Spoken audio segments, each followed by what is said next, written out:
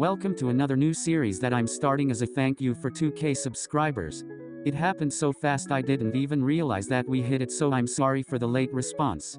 But seriously, thank you guys so much, I really do appreciate all of you guys. Before we start, I'm going to explain everything. If you already know how this works or you don't want to sit through this, I'll put a timestamp on screen you can skip to. So there will be 5 classes. Detectives. Daichi, of course. Iwaizumi. Ushijima. Aaron. Innocence. Tsukishima. Oikawa. Hinata.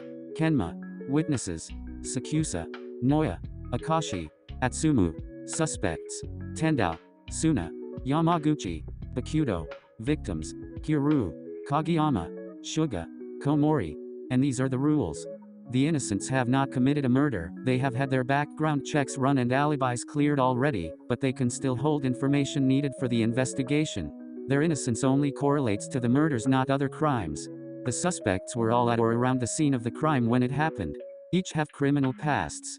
Witnesses are not to be approached by suspects in any scenario. The detectives are of course trying to figure out the crime. At the end of each day they must come together to decide which suspect to interview to try to get as much information as they can. They can interview the innocents as many times as they want, but a suspect can only be brought in once a day. Witnesses saw what happened but not who did it. Of course, detectives can question witnesses twice a day. Witnesses can be used to prove or disprove alibis and give descriptions of the scene, attacker, or victim. Witnesses can also plead the fifth. If a witness uses this, then they essentially cancel out the detective's questioning and stops the detectives from getting any details and wastes one of their 2 witnesses' interviews for that day. Anyone in these roles are subject to change due different roles except for innocence. They will always be innocent. At the end of the week the detectives will come to an agreement on who they believe the killer is. Okay, let's get into it. Hope you guys enjoy. Saamura.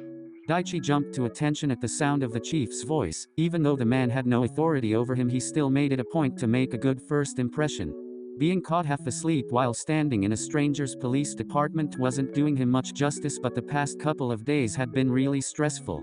He had just found out that his childhood best friend, Suga Kaushi, had turned up dead at his house not too long after Kageyama Tobio, another friend of his, was also killed. Daichi cared deeply for both of them, and knowing that they were just snatched away from him without any warning, it pained him more than he thought anything ever would. That's why when given his higher-up came to him with the case file, he jumped at the opportunity. He heard that there was more than just his 2 friends. 2 more had come up missing not too long after, but he hadn't had time to look into their cases as he had to go and meet up with the district's police chief right away. You're here for the killings case, right? Yeah.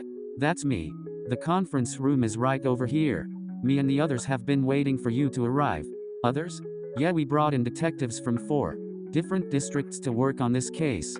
Crime in Japan has been trying to make a jump, so we want to cover anything major like this as quickly as possible. The chief paused outside of the door, turning to face Daichi. I was told you were close to some of the victims. I know it hurts, but I need your mind to be clear, okay? If you need a break, say something. The last thing we need is one of our detectives to snap from stress and create a whole new problem for us to clean up. The chief's words were genuine but sharp. He did care for Daichi, but he was more than willing to lock him up if he stepped out of line. Daichi gave a small nod and the chief stepped away, leaving the detective alone in front of the door. He took a deep breath, steeling his nerves before walking in, being met by 3 new faces staring at the intrusion. About time you showed up. Started to think you was out. One of the men walked up to Daichi. He was a little shorter with spiky hair and sharp dark brown eyes. He reached out his hand for Dai to shake. I'm Iwaizumi. Daichi took the other's hand, shaking it quickly. Daichi. Yeah, we know who you are. You're famous around here. The brunette furrowed his brows at the other man in confusion. Famous? Yeah, you're the guy who broke up that drug trade in your first month, right? He spoke with a smile on his face, but his words didn't quite match. A hint of something was layered beneath. Resentment? Jealousy maybe? Dai couldn't quite put his finger on it, but he was sure that something was there. Yeah, that was me. Well, ain't you just amazing? Don't mind him, he's a little standoffish to new people. I'm Aaron and he's Ushijima. He gestured at the 2 of them in turn. Nice to meet you guys. I'm assuming they debriefed you already then? No, actually I just got put on the case earlier today. Well, what do you? There were 4 victims: Kageyama Tobio, Suga Koshi, Kiryu Tetsuhiro, and Komori Matoya. They were found dead in that order, with Matoya turning up around 2 weeks ago. Any witness? Of course there were. Sakiyumi, Nishinoya Yuu, Akashi Keiji, and Atsumu Miya. And what about suspects? Tendao Satori, Sunarintaro, Yamaguchi, Tadashi, and Bakudo Kautaro. Have you questioned anyone yet? No, we've been sitting here for a while trying to string together a connection. Haven't been able to come up with anything yet. Daichi nodded in understanding, going silent for a moment to think everything over. All of the people they have gathered seemed as if they had no connection at all. Ushijima cleared his throat, bringing Daichi out of his thoughts for a moment to acknowledge the other man. I say we start with Akashi. He seemed the most shaken up of all of the witnesses earlier. It might be the easiest to get information out of him before he has time to collect himself. He has a bad history with anxiety. I'm not sure pressure is the best option. But it's really the only one we have. If we go in now, we can force some answers out of him. Or we could just cause him to have a panic attack and lose one of our potential leads. So how do you think we should go about it then? He could be hiding something. We don't know if he is for sure. Okay, let's say he's not. The longer we wait, the more he could forget, so it's still best to act now. But acting rashly isn't going to solve anything. Yeah, we need to move quickly, but we also need to think everything through. We can't just rush into an interview throwing random techniques at the wall to see what sticks. There's not much about him in his files. Then there has to be somewhere else we can get information from.